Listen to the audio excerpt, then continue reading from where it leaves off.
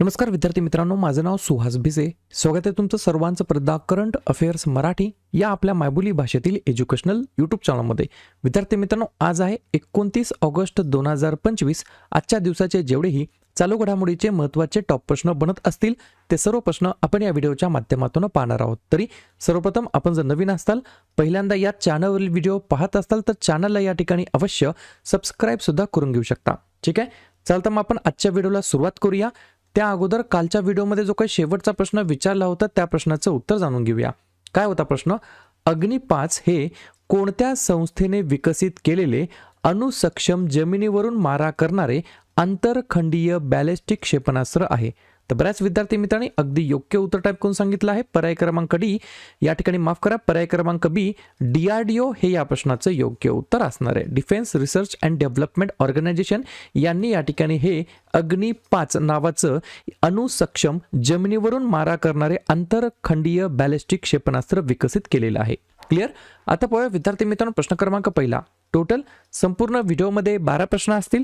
सुरुवातीपासून शेवटपर्यंत व्हिडिओ प्रामाणिकपणे पाहण्याचा प्रयत्न करा. एक एक प्रश्न महत्त्वाचा आहे, तुम्ही कोणत्याही परीक्षेची तयारी करा. प्रश्न क्रमांक पहिला काय आहे? ऑगस्ट 2025 मध्ये कोणता देश अधिकृतपणे आंतरराष्ट्रीय बिग कॅट अलायन्स IBCA मध्ये सामील झालेला आहे? प्रश्न क्रमांक पहिल्याचं योग्य उत्तर आहे पर्याय क्रमांक डी नेपाळ हे या प्रश्नाचं योग्य उत्तर असणार आहे. तर नेपाळ हा जो काही देश आहे तो या ठिकाणी अधिकृतपणे आंतरराष्ट्रीय बिग कॅट अलायन्स मध्ये सामील झालेला आहे. प्रश्न क्रमांक पहिल्याचं योग्य उत्तर आहे नेपाळ. तर सुरुवातीलाच नेपाळबद्दल काही महत्त्वाच्या गोष्टींवरती चर्चा करूया. नेपाळमधील वर्तमानमधील अध्यक्ष आहेत रामचंद्र पौडेल, उपाध्यक्ष आहेत राम सहाय प्रसाद यादव, पंतप्रधान आहेत KP शर्मा ओली, मुख्य न्यायाधीश आहेत प्रकाश मानसिंग राऊत, राजधानी आहे काठमांडू आणि चलन वापरलं जातं नेपाळी रुपया. पुढचा प्रश्न, प्रश्न क्रमांक दुसरा. फसाईचे नवीन CEO म्हणून कोणाची नियुक्ती करण्यात आलेली आहे? 2 नंबरच्या प्रश्नाचं योग्य उत्तर आहे पर्याय क्रमांक सी रजित पुन्हानी असं त्यांचं नाव आहे. काय नाव आहे? रजित पुन्हानी असं त्यांचं नाव आहे. मला फक्त कमेंट करून सांगा, हे जे काही फसाई आहे बऱ्याच फूड पॅकेट्सवरती यांचं या ठिकाणी लायसन किंवा यांच्याकडून या ठिकाणी हे अधिकृत केलं जातं. बऱ्याच वेळेला हे फूड लायसनिंग देतात. या फसाईचं या ठिकाणी काय आहे, फुल फॉर्म काय आहे, एवढंच मला तुम्ही कमेंट बॉक्समध्ये सांगायचं आहे. फसाईचे नवीन CEO बनलेत रजित पुन्हानी. प्रश्न आहे नियुक्ती संदर्भात. तर लगेच लेटेस्ट नवीन ज्या काही नियुक्त्या झालेल्या आहेत, अपॉइंटमेंट्स झालेल्या आहेत, त्याच्यावरती आपण एकदा चर्चा करूया. लिहून घ्या.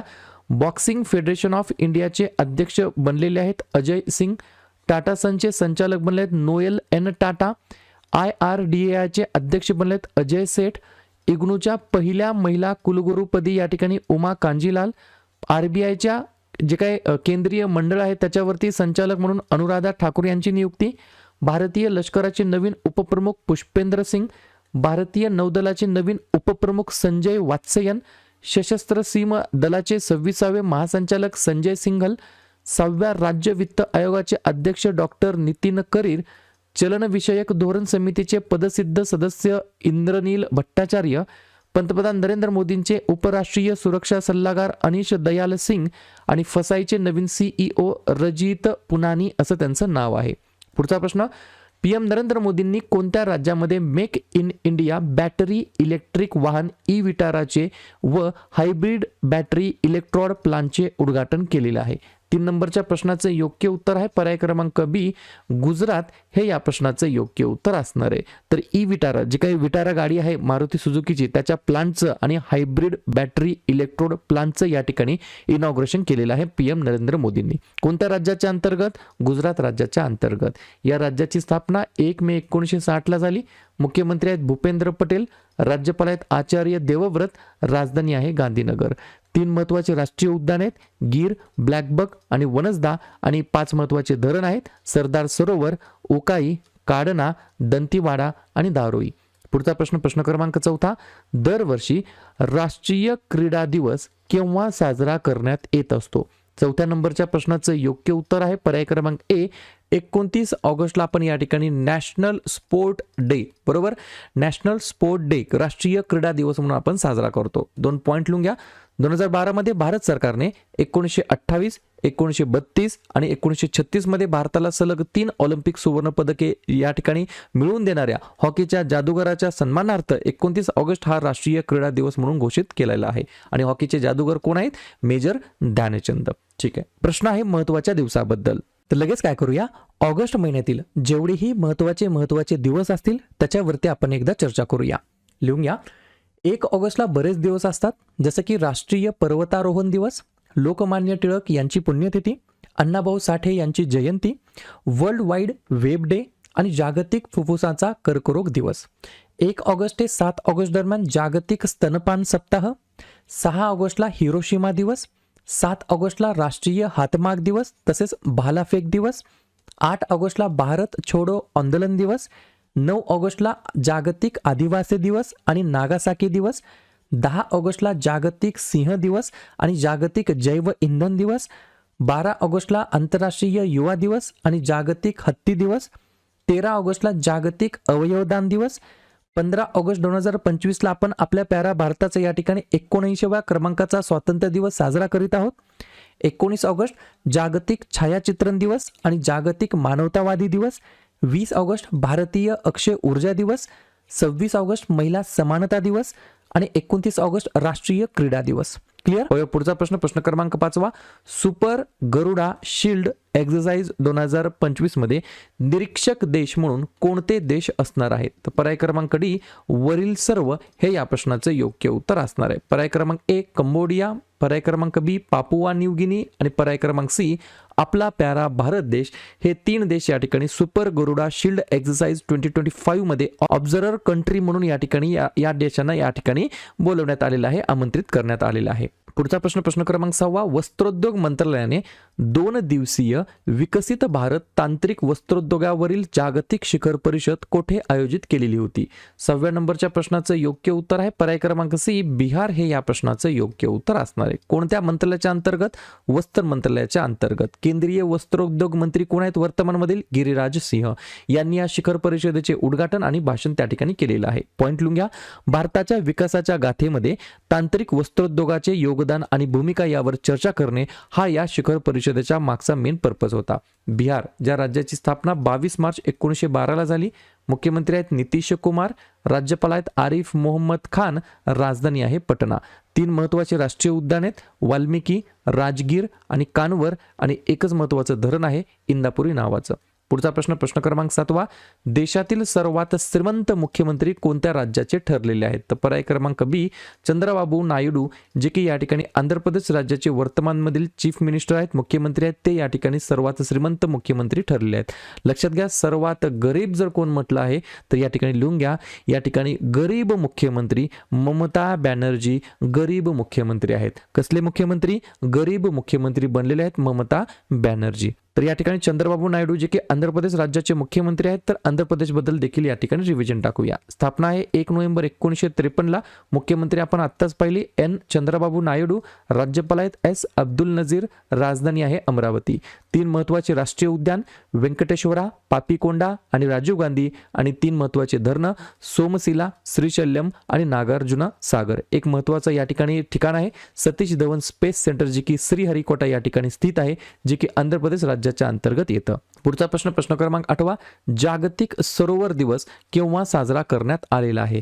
तर या ठिकाणी 27 ऑगस्टला दरवर्षी या ठिकाणी आपण जागतिक सरोवर दिवस म्हणून साजरा करतो. 2025 ची थीम काय आहे? लिहून घ्या, lake the life blood of our planet. बरोबर. आणि 2025 हा पहिला जागतिक तलाव दिवस आहे. त्याच्यामुळे या ठिकाणी हे जे काही प्रश्न आहेत, जे काही वेगवेगळे जे काही दिवस आहेत लेटेस्टमध्ये चालू केले जातात, त्याच्यावरती हमखास या ठिकाणी प्रश्न विचारला जात असतो. ठीक आहे. पुढचा प्रश्न क्रमांक 9. महाराष्ट्र राज्यातील एकूण किती गावे इंटेलिजंट करण्याची योजना आखण्यात आलेली आहे? तर जवळपास पर्याय क्रमांक डी 3500 गावे इंटेलिजंट करण्याची योजना या ठिकाणी आखण्यात आली आहे. तर सातनवरी नागपूर जिल्हा येथे देशातील पहिल्या स्मार्ट आणि इंटेलिजन्स या ठिकाणी प्लॅनची सुरुवात झाली. राज्यातील प्रत्येक तालुक्यातील 10 गावे या ठिकाणी हे याच्या अंतर्गत केले जाणार आहेत. पहिल्या टप्प्यामध्ये एकूण 3,500 गावामध्ये हा प्रकल्प राबवण्यात येणार आहे. नागपूरपासून 31 किलोमीटर अंतरावरील सातनवरी गाव देशातील पहिले स्मार्ट आणि इंटेलिजंट गाव बनले आहे. तर सातनवरी हे देशातील पहिले स्मार्ट आणि इंटेलिजंट जे काही गाव आहे, बरोबर, याच्यावरती हमखास प्रश्न विचारला जाऊ शकतो.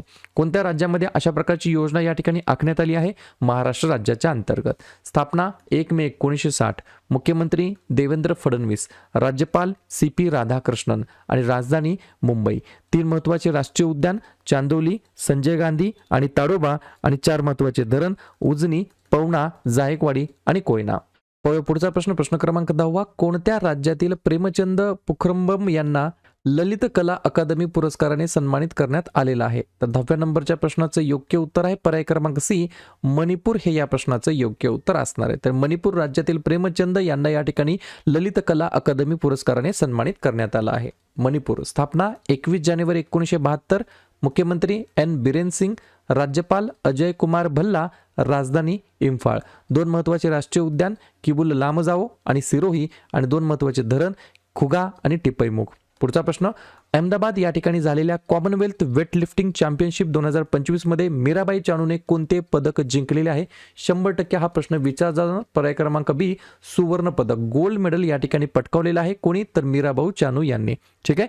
या ठिकाणी जे काही कॉमनवेल्थ वेटलिफ्टिंग चॅम्पियनशिप झाली होती, कुठे झाली होती? अहमदाबाद या ठिकाणी. आणि सुवर्ण पदक कोणी जिंकलं? मीराबाई चानू यांनी. या ठिकाणी या जे काही मीराबाई चानू आहेत, बरोबर, मला फक्त कमेंट करून सांगा या कोणत्या राज्याला बिलॉंग करतात. शेवटचा प्रश्न. व्हिएतनाम आणि चीन ज्या वादळाची तयारी करत आहेत वर्तमानमध्ये, त्या वादळाचं सध्या नाव काय आहे? तर पर्याय क्रमांक A, टायफून काझिकी असं त्या सायक्लोनचं नाव आहे, वादळाचं नाव आहे. क्लिअर. व्हिएतनाम आणि चीन या देश या ठिकाणी या वादळाची तयारी करत आहेत. क्लिअर. तर अशा प्रकारे विद्यार्थी मित्रांनो हे होतात 12 प्रश्न. उपक्रम कंटेंट हा जो काही प्रयत्न आपण सुरू केला आहे मराठी भाषेमध्ये, कसा वाटतो अवश्य कमेंट करत चला. आणि तुमच्यासाठीचा आजचा खास प्रश्न. पंतप्रधान नरेंद्र मोदी यांनी कोणत्या राज्यामध्ये औंठा सिमारिया पुलाचे उद्घाटन केलेले आहे? तमिळनाडू, बिहार, राजस्थान की गुजरात? तर ज्या पण विद्यार्थ्यांनी या प्रश्नाचं योग्य उत्तर येत असेल त्या प्रश्नाचं उत्तर तुम्ही कमेंट बॉक्समध्ये देण्याचा प्रयत्न करा. प्रश्नाचं उत्तर चुकू द्या, बरोबर येऊ द्या, काहीच हरकत नाही. ट्राय करणं, प्रयत्न करणं सर्वात जास्त महत्त्वाचं आहे. आणि दुसऱ्या दिवशी येऊन आपण दिलेल्या प्रश्नाचं उत्तर हे बरोबर आले की चुकलं हे दुसऱ्या दिवशी येऊन नेहमी चेक करणं, अभ्यासामध्ये कन्सिस्टन्सी मेंटेन ठेवणं हे सगळ्यात जास्त महत्त्वाचं ठरणार आहे. तर लगेच काय करूया, ऑगस्ट महिन्यातील जेवढेही महत्त्वाचे दिवस असतील त्याच्यावरती आपण एकदा चर्चा करूया. लिहून घ्या. 1 ऑगस्टला बरेच दिवस असतात, जसं की राष्ट्रीय पर्वतारोहण दिवस, लोकमान्य टिळक यांची पुण्यतिथी, अण्णाभाऊ साठे यांची जयंती, वर्ल्ड वाईड वेब डे आणि जागतिक फुफ्फुसाचा कर्करोग दिवस.